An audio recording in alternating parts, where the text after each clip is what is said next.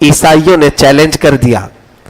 عیسائیوں نے حضور صلی اللہ علیہ وسلم کو کہا کہ آپ اگر اللہ کے سچے نبی ہیں تو آئیے آپ مباہلہ کر لیتے ہیں. عیسائی پہلے سے مباہلہ کر کر کے لوگوں کے اوپر اپنے غلبے کو ثابت کرتے تھے, جو اہل حق عیسائی تھے.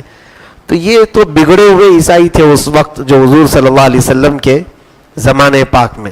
اگر اہل حق ہوتے تو حضور پر ایمان لے آتے ہیں, کیونکہ انجیل میں بھی ہے کہ آخری نبی محمد رسول اللہ صلی اللہ علیہ وسلم وہ آنے والے ہیں, ان کی صفات بیان کی گئی. تو نجران ایک علاقہ ہے, نجران کے عیسائیوں نے چیلنج کیا تو حضور صلی اللہ علیہ وسلم کو اللہ نے حکم فرمایا, اے حبیب آپ بھی جائیں, تیار ہو جائیں. فَقُلْ تَعَالَوْا نَدْعُ أَبْنَاءَنَا وَأَبْنَاءَكُمْ وَنِسَاءَنَا وَنِسَاءَكُمْ وَأَنفُسَنَا وَأَنفُسَكُمْ ثُمَّ نَبْتَهِلْ فَنَجْعَلْ لَعْنَةَ اللَّهِ عَلَى الْكَاذِبِينَ. حضور صلی اللہ علیہ وسلم کو اللہ نے فرمایا ان سے کہو وہ اپنے بچوں کو لے آئیں, اپنی عورتوں کو لے آئیں, میں اپنے بچوں کو لے آتا ہوں, میں اپنے گھر والیوں کو لے آتا ہوں, اور پھر میدان میں بیٹھ کر مباہلہ کریں گے. جو جھوٹا ہے اس پر اللہ کی لعنت ہوگی, اس کا چہرہ کالا ہوگا. تو حضور پاک صلی اللہ علیہ وسلم کو جب حکم ہوا کہ آپ جائیں نجران کے عیسائیوں کے پاس, عیسائیوں نے چیلنج تو کیا تھا, بہت پھیلایا تھا بات کہ ہم محمد سے مباہلہ کرنے والے ہیں, مباہلہ کرنے والے.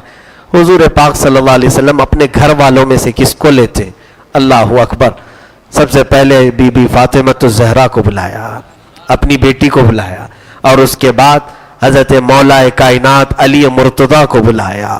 دونوں ساتھ ہوئے.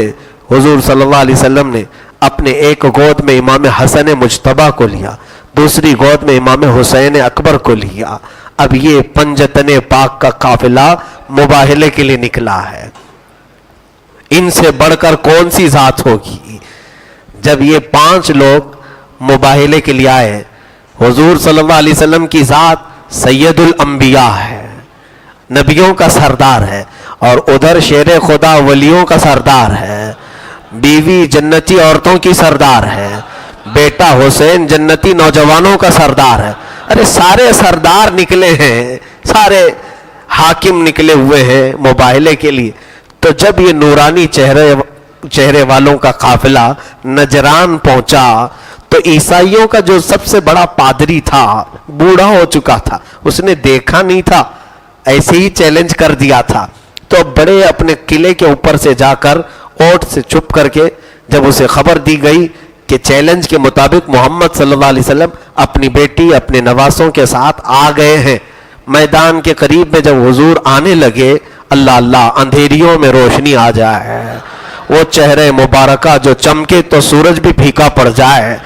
جب عیسائیوں کے اس پادری نے اوپر سے دیکھا, اللہ اللہ وہ چہرے کی تابنا کی, وہ حسنین کریمین کو گود میں چھپے ہوئے دیکھا, تو جلدی سے اپنے بڑھاپے کے باوجود نیچے آ کر کے سارے عیسائیوں کو قلعے میں جمع کیا.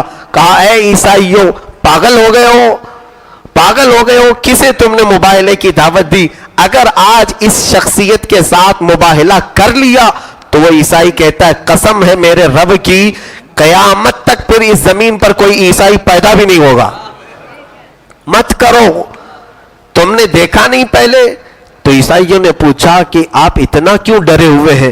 کہا مباہلہ بعد میں, وہ چہرے کا جو رعب ہے وہ ہمارے قلعوں کو ہلا دینے کے لیے کافی ہے. منع کر دیا انہوں نے. تو یہ مباہلہ انکمپلیٹ. حضور پاک صلی اللہ علیہ وسلم کو یہ خبر دی گئی کہ عیسائی یہ چاہتے ہیں کہ مباہلہ نہیں کریں گے, آپ واپس مدینہ تشریف لے جائیں. حضور اکرم صلی اللہ علیہ وسلم اپنے ان بچوں کے ساتھ واپس تشریف لائے. مسکراتے ہوئے آپ نے فرمایا تھا اگر وہ آج مباہلہ کر لیتے تو پھر روئے زمین پر کوئی عیسائی باقی نہیں رہتا. اللہ رب العزت حضور صلی اللہ تعالی علیہ وسلم کی اس ادا کو پسند فرماتے ہوئے آیتیں نازل فرمائی. تو یہ آیت مباہلہ بھی 3 پارے میں نازل ہوئی ہے. بہت ساری آیتیں ہیں میرے عزیزوں جن کی تفسیر عرض کرنا بہت میں ضروری سمجھتا ہوں, لیکن وقت کی قلت.